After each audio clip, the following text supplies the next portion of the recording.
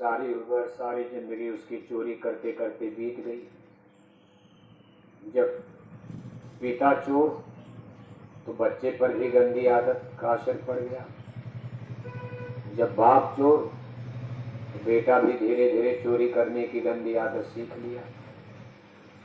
बाप का समय पूरा हो गया, मरने का समय आ गया, लेकिन चोरी छोड़ा नहीं। जब बाप मरने लगा उसने अपने बेटे को बुलाया और कहा, बच्चा अब तो मैं मर जाऊंगा, हमारी 2 शिक्षा याद रखना। अब अपने बेटे को शिक्षा दे रहा, समझा रहा। कहा, मेरी 2 बात को याद रखना जिंदगी में।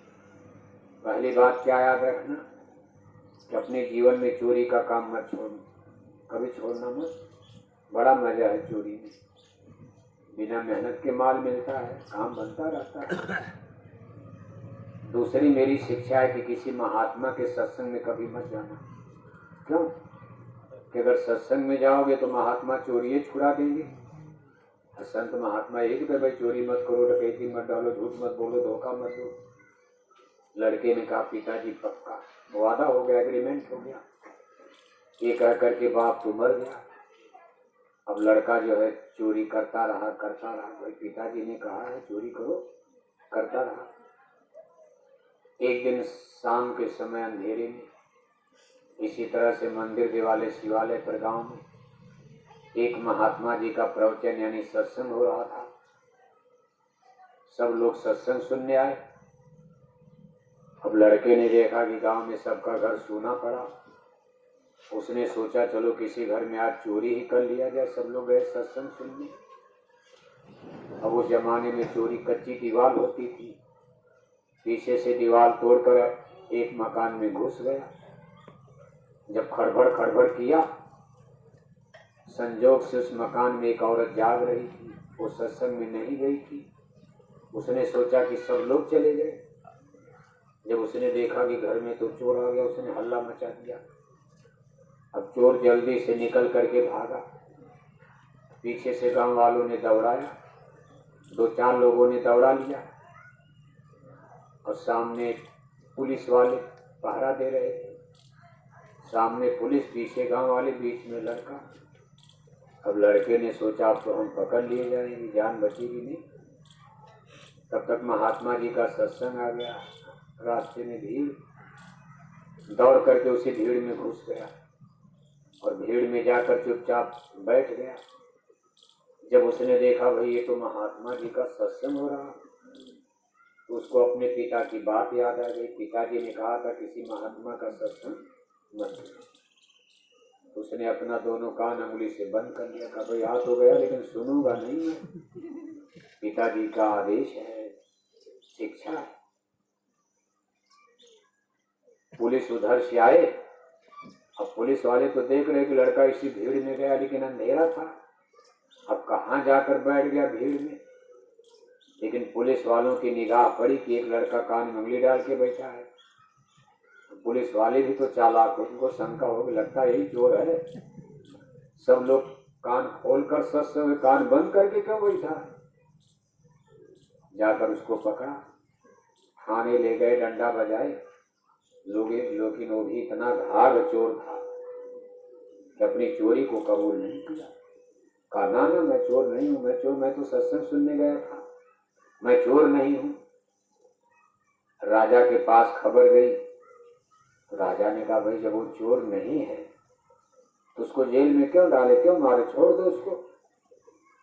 तो राजा के दरबार में सीआईडी विभाग में, गुप्तचर विभाग, एक महिला थी, औरत थी। उसने कहा महाराज हमको आप 1 दिन का समय दीजिए, हम पता लगाएंगे सही बात क्या है।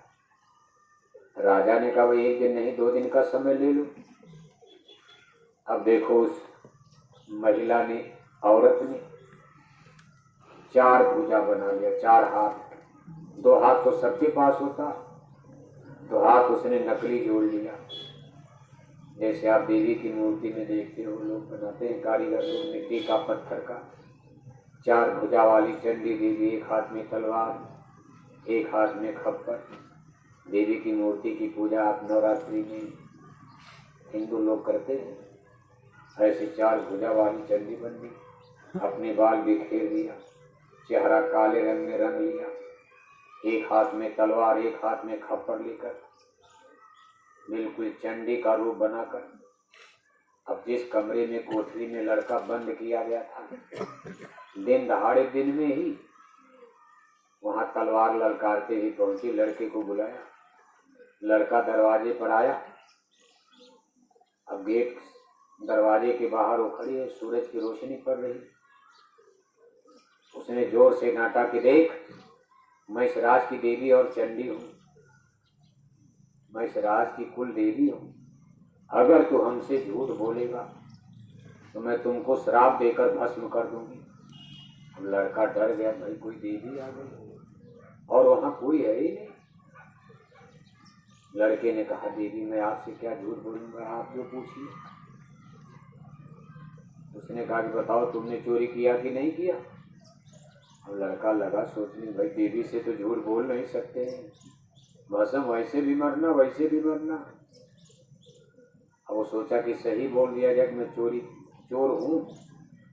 तब तक उसकी निगाह पड़ गई परछाई, क्योंकि सूरज की रोशनी पड़ रही थी तो देवी की परछाई उधर थी। लड़के ने कहा, ये तो नकली देवी है, परछाई देखकर समझ क्यों। जब महात्मा जी के सत्संग में बैठा तो उस समय महात्मा जी जो सत्संग सुना रहे थे, एक लाइन उसके कान में आवाज पड़ गई। महात्मा जी ने कहा था कि देवी देवताओं की शरीर सूक्ष्म तत्वों की होती, लिंग तत्वों की। जैसे आप शीशा देखते, सूरज की किरणें इस पार से उस पार हो जाती, जैसे हमारी आपकी शरीर है तो स्थूल शरीर है, ये पंच भौतिक शरीर है, इसको स्थूल शरीर कहते, जड़ शरीर। ये 5 तत्वों से बनी है, क्षितिजल पावक गगन समीरा, जल पृथ्वी अग्नि वायु आकाश। हमारी शरीर पारदर्शी नहीं है। जब आप चलते हो, अगर दिन है, सूर्य नारायण आसमान में है तो आपकी परछाई बनेगी। रात में चलोगे, कोई टार्च लैंप लाइट रोशनी है, प्रकाश पुंज है, तब भी आपकी परछाई बनेगी। लेकिन देवी देवताओं की शरीर 17 तत्वों की होती है। 10 इंद्रियां, 5 ज्ञान इंद्रियां, 5 कर्म इंद्रियां। 5 ज्ञान इंद्रियों में एक आंख जिसके द्वारा हम आप देखते हैं, दूसरा कान श्रवण इंद्रिय जिससे सुना जाता, तीसरा नाक नासिका इंद्रिय जिसके द्वारा हम लोग गंध दुर्गंध का ज्ञान प्राप्त करते हैं, चौथा हमारी आपकी जिह्वा रसना इंद्रिय जिसके द्वारा हम लोग टेस्ट का, खट्टे मीठे का स्वाद का अनुभव करते हैं, पांचवें हमारे शरीर की त्वचा चमड़ी स्पर्श इंद्रिय जिसके द्वारा हम लोग टेम्परेचर का, ठंडी का, गर्मी का अनुभव करते हैं। इसको 5 ज्ञान इंद्रिय बताया गया है। और 5 कर्म इंद्रियों में पहला हमारा आपका हाथ जिसे कर्म किया जाता, दूसरा पैर है,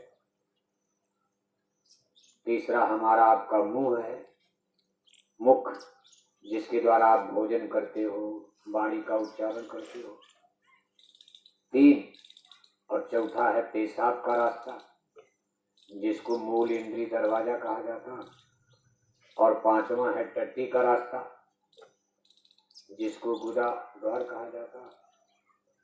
अब ये 10 तत्व, 10 इंद्रियों को 10 तत्व बताया गया। 10 इंद्रियां और चतुष अंतःकरण, मन बुद्धि चित्त अंतःकरण, और 3 गुण सतोगुण रजोगुण तमोगुण। इन्हीं मसालों से देवी देवताओं की शरीर बनती है। इसलिए देवी देवताओं की शरीर हाड़ मांस की नहीं होती, बड़ी सुंदर होती है, उसमें कोई बीमारी ही नहीं लगती।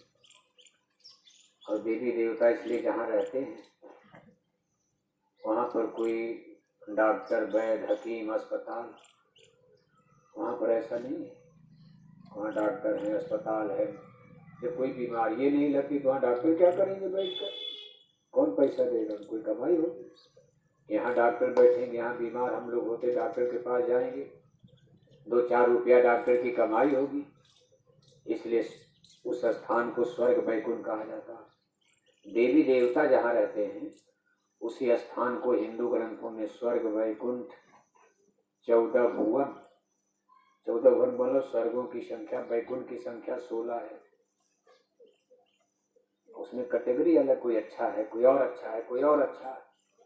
जैसे आपके गांव में मकान तो सबका बना, लेकिन जिसमें ज्यादा पैसा लगा और सुंदर मकान। आपको तो ये गांव की सबसे सुंदर कोठी है। शहर तो सब है, लेकिन अब सब शहर बंबई नहीं है।